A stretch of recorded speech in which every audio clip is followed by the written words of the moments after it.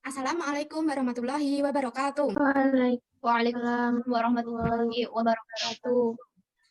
Bagaimana kabarnya anak-anak? Alhamdulillah. Alhamdulillah, semoga anak-anak dimanapun berada tetap sehat dan tetap menjaga protokol kesehatan. Mari kita mulai pembelajaran pada hari ini dengan membaca basmalah bersama-sama. Bismillahirrahmanirrahim. Semoga dengan bismillah pembelajaran hari ini dapat berjalan dengan lancar dan dapat bermanfaat untuk kita semua. Anak-anakku, hari ini kita akan belajar mengenai pendidikan fikih bab 4. Nah, untuk absensinya akan Ibu kasih di akhir pembelajaran. Jadi, anak-anak harus memperhatikan dari awal sampai akhir. Usahakan anak-anak mencari tempat yang kondusif dan jaringan stabil. Kira-kira ada yang ingat nggak bab 4 itu kita belajar tentang apa, anak-anak? Pernikahan, Bu. Wah, alhamdulillah Mbak Sarifah masih ingat ya bab 4 tentang pernikahan. Apakah benar ya? Kita cek. Nah, di sini ada gambar. Kira-kira tentang apa anak-anak ini? Di pojok ada Buku nikah, Bu. buku nikah. Terus ini ada bapak-bapak ngapain ya anak-anak kira-kira? Ijab. Terus kalau bawah itu kenapa ya Al-Qur'annya harus dimasukkan di dalam box itu? Ada yang tahu nggak? Itu kira-kira terkait apa? Mahar. Ya, jawabannya benar semua anak-anak. Nah, benar sekali. Hari ini kita akan belajar pernikahan dalam Islam, bab 4. Nah, kira-kira ada yang ingin bercerita nggak tentang pernikahan saudaranya atau temannya? Ada yang ingin bercerita? Saya, Bu. Oh ya, silakan Mbak Saripah. Jadi dalam pernikahan itu ada wali, terus ada pembelai wanita, pembelai pria, terus ada maharnya juga. Itu, Bu. Oh ya, jawabannya sangat lengkap ya Mbak Saripah. Terima kasih atas ceritanya, menambah wawasan terhadap temannya. Nah, benar sekali, hari ini kita akan belajar pernikahan tentang subbabnya, yaitu pengertian menurut bahasa, istilah, kemudian ketentuan hukum nikah, tujuan nikah beserta dalilnya, dan yang terakhir tentang rukun dan syarat. Nah, tujuan pembelajaran yang pertama itu setelah mendengarkan penjelasan Bu Guru melalui aplikasi Zoom ini, anak-anak diharapkan dapat memahami atau mengetahui pengertian, ketentuan, tujuan beserta dalil pernikahan yang sesuai dengan syariat Islam. Dan yang kedua, setelah mengikuti pembelajaran menggunakan metode True or False, peserta didik dapat mengidentifikasi apa itu rukun dan syarat pernikahan sesuai dengan syariat Islam. Memasuki subbab yang pertama, apa itu pernikahan? Nah, anak-anak sudah tidak asing karena di sekitar kita banyak yang melakukan sunnah, yaitu melakukan pernikahan. Nah, dalam bahasa Arab dari kata al-jama'u, nikah itu artinya berkumpul atau bertemu. Kemudian secara istilah, nikah itu yang menghalalkan pergaulan antara laki-laki dan perempuan yang bukan mahram, yang menimbulkan hak dan kewajiban antara keduanya. Sedangkan menurut kompilasi hukum Islam atau KHI dijelaskan bahwa pernikahan adalah atau perkawinan yaitu akad yang kuat atau miskon golizon untuk menaati perintah Allah Subhanahu wa Ta'ala. Ibu lanjutkan, subbab berikutnya yaitu hukum menikah. Nah, hukum menikah ini sesuai dengan kondisi dan situasi ya anak-anak. Yang pertama mubah. Jika seseorang tidak takut terjerumus dalam zina, mampu menahan syahwat dan belum menginginkan keturunan. Kemudian yang kedua, hukumnya sunnah. Jika seseorang sudah menginginkan pernikahan dan sudah mampu menafkahi keluarganya kelak. Ketiga, nikah itu wajib jika seseorang sudah cukup bekal dan dikhawatirkan terjerumus dalam zina. Yang keempat, hukumnya yaitu makruh, yaitu jika seseorang belum siap menikah, baik secara lahir maupun batin. Dan yang terakhir, nikah itu bisa haram anak-anak. Jika seseorang itu berniat menikah untuk menyakiti calon pasangannya, bisa balas dendam, atau ingin membunuh, atau ingin merendahkan pasangannya, itu bisa haram. Nah, berbicara mengenai perintah Allah ya anak-anak, di sebab tadi, tujuan nikah itu salah satunya yaitu melaksanakan perintah Allah dan mengikuti sunnah Rasulullah. Yang kedua, untuk memperoleh kebahagiaan dan ketenangan hidup sakinah. Yang ketiga, untuk membina rasa cinta dan kasih sayang. Dan tentunya nikah itu menghindari perzinahan anak-anak. Dan yang terakhir, selain dari keempat ini, nikah itu ingin mendapatkan keturunan. Nah, dalam Al-Quran juga dibahas anak-anak bahwa tujuan menikah itu ingin mendapatkan kebahagiaan atau ketentraman dalam Quran Surat Ar-Rum ayat 2. Artinya, dan di antara tanda-tanda kekuasaannya ialah dia menciptakan untukmu istri-istri dari jenismu, dari jenis sendiri, supaya kamu cenderung dan merasa tentram kepadanya. Yang kedua, nikah itu adalah perintah Allah dalam Quran Surat An-Nisa ayat ketiga. Maka nikahilah perempuan-perempuan yang kamu sukai. Dan yang terakhir, nikah itu ingin mendapatkan keturunan. Artinya, dalam Quran Surat Al-Kahfi ayat 46, harta dan anak-anak adalah perhiasan kehidupan dunia. Sampai sini kira-kira bisa dipahami anak-anak? Bisa, Bu. Alhamdulillah, semoga sampai sini ilmunya bermanfaat ya anak-anak. Lanjutkan mengenai subbab rukun dan syarat pernikahan. Di subbab ini, Ibu akan menerapkan metode true or false. Nah, jadi anak-anak silahkan memahami pernyataan-pernyataan yang Ibu tampilkan, kemudian dianalisis, kira-kira jawaban itu benar atau salah. Anak-anak bisa menyampaikan dengan alasan, boleh dengan singkat dan mudah dipahami. Berikut pernyataannya. Ibu beri waktu sekitar 1 menit, silakan anak-anak memahami terlebih dahulu.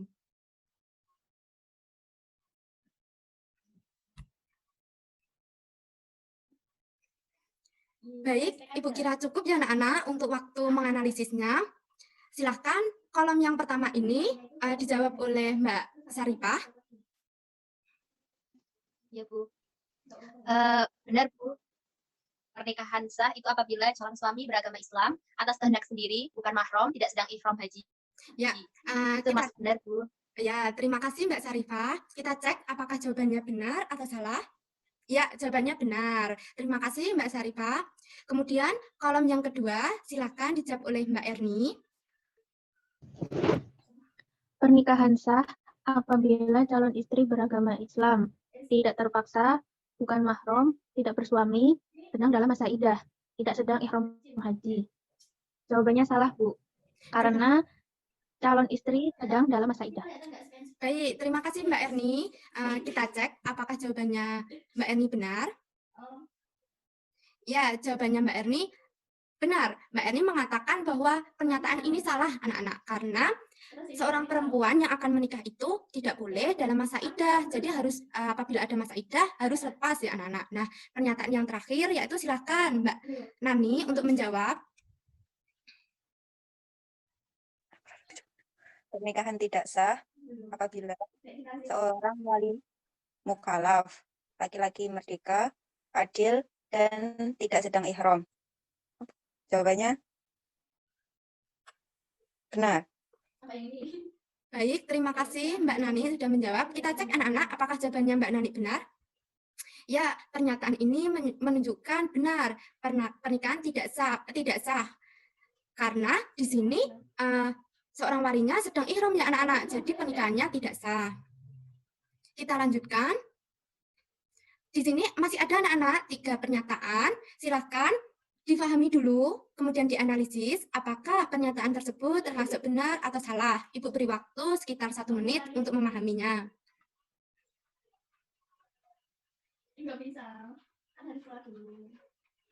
Mungkin Ibu kira cukup untuk waktu memahaminya.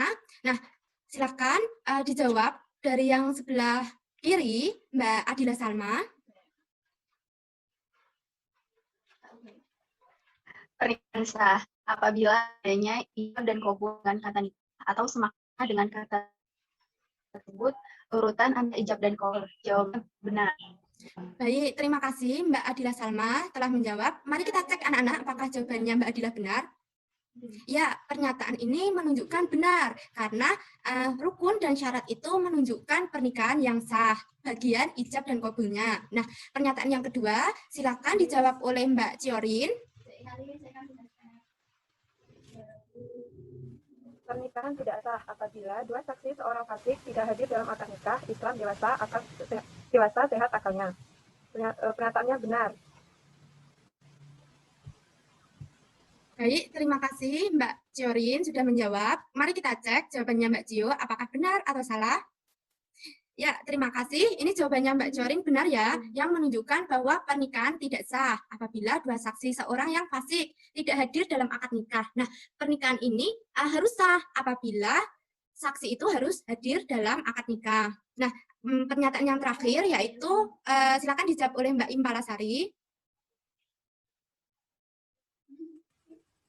Pernikahan sah apabila mempelai laki-laki tidak memberikan mahar. Benar.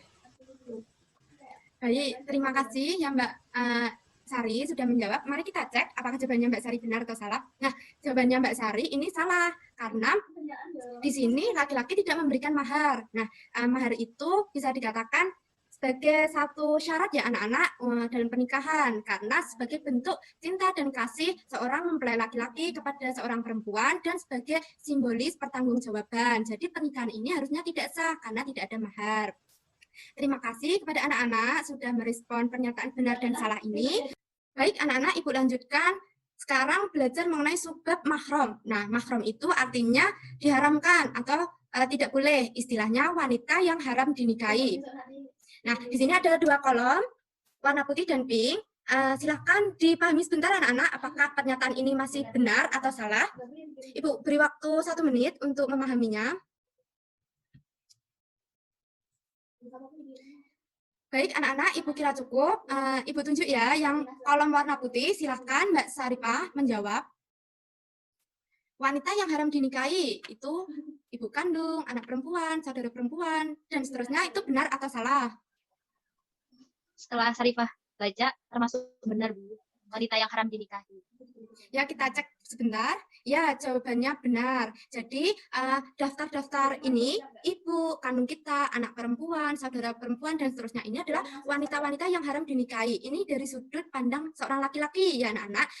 Kalau kita terapkan, kita pandang dari sudut seorang perempuan, tinggal kita balik. Jadi, ayah kandung, anak laki-laki, dan seterusnya. Nah, kolom yang berwarna pink, silahkan Mbak Adila menjawab.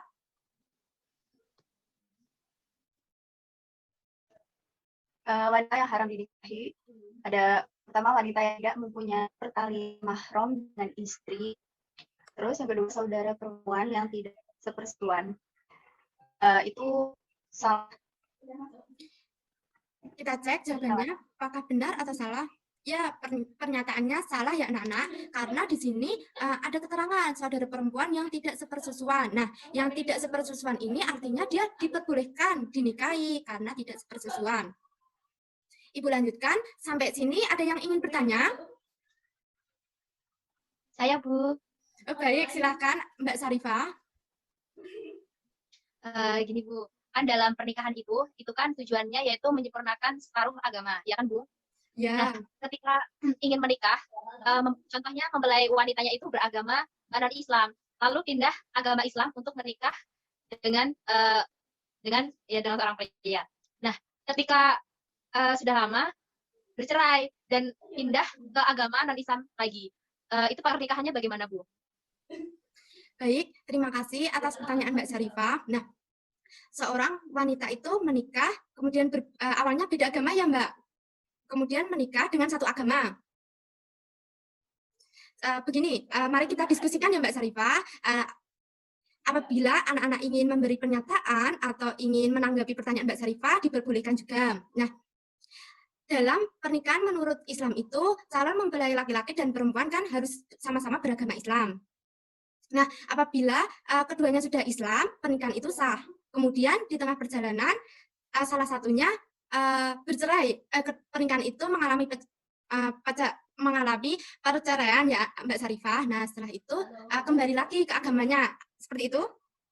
Nah, menurut Ibu, ini ya dalam pernikahan itu ada yang perlu dipertahankan, ada yang apabila keduanya sudah tidak bisa dipertahankan, boleh mengambil jalur hukum, yaitu cerai. Nah, menurut Ibu itu diperbolehkan, asalkan dengan sebab-sebab yang syar'i atau emang dibahas dalam hukum Islam dan hukum sah secara negara. Menurut Ibu seperti itu Mbak Sarifah, apakah ada feedback? Tidak, Bu. Terima kasih, Bu. Baik, terima kasih Mbak Sarifah atas pertanyaannya. Anak-anak masih ada pertanyaan lagi atau tidak?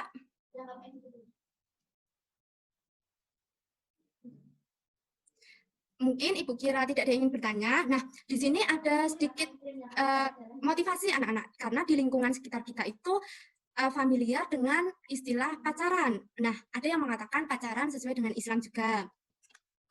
Nah, di sini mengatakan bahwa mau berapapun lamanya pacaran, bahkan keluarganya sudah saling dekat, rumahnya sudah kayak rumah sendiri, bertemu setiap saat, sudah merencanakan banyak hal untuk keluarga nantinya dan merasa paling bahagia di dunia, tapi kalau Allah belum mengizinkan, maka selalu ada jalan untuk berpisah. Nah, seperti Mbak Sarifah tadi bertanya, ketika bercerai berarti itu belum jalan yang Allah inginkan atau belum sesuai dengan syariat Islam. Nah, kemudian Allah telah menetapkan pasangan untuk setiap makhluknya. Apabila kedua mempelai tadi sudah bercerai, yakinlah pasti akan ada pasangan yang pas sesuai dengan pilihan Allah. Tinggal bagaimana kita mendapatkannya, dengan cara yang dilarangnya atau dengan cara yang diridhoinya. Nah, yang terakhir itu jodoh adalah rahasia dan ketentuan Allah. Maka kalaupun ada jodoh yang kita inginkan tetapi luput, kita harus ridho dan ikhlas karena jodoh itu ketentuan Allah, bukan ketentuan kita. Kita pun harus sabar menunggu jodoh yang baik sesuai kehendak Allah. Karena di dalam sabar pun ada pahala. Jadi anak-anak yang mungkin sudah merasa siap menikah atau sudah ingin menikah tapi belum ada jodohnya, tetap sabar untuk menunggu sesuai dengan pilihan Allah.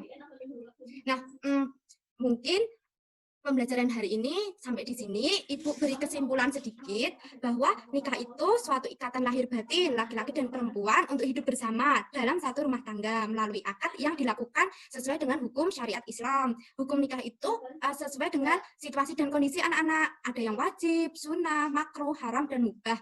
Nah, dan anak-anak jangan lupa Ibu beri tugas, silahkan dikerjakan di buku pegangan anak-anak pada halaman 53, yang bagian isi saja nomor 1-5, silahkan dikerjakan dalam jangka waktu 3 hari dan disubmit di dalam Google Classroom. Insya Allah akan Ibu cek untuk 3 hari ke depan. Nah, sampai di sini paham mengenai tugas dan materinya anak-anak? Alhamdulillah kalau paham.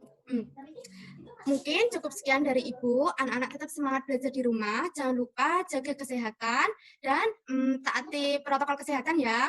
Jangan lupa tetap pakai masker kalau keluar rumah. Tetap semangat pokoknya, mencobalah berbelok arah dan keluar dari Menara Gading. Menara Gading ini artinya zona nyaman ya anak-anak. Maka kamu akan semakin seperti molekul. Kita akan tahu sejauh mana kemampuan kita. Jangan lelah belajar dan mencoba. Cukup sekian dari Ibu. Mohon maaf apabila ada kesalahan. Mari kita akhiri pembelajaran hari ini dengan bacaan hamdalah bersama-sama. Alhamdulillahirrahmanirrahim. Sekian dan terima kasih. Wassalamualaikum warahmatullahi wabarakatuh. Waalaikumsalam warahmatullahi wabarakatuh.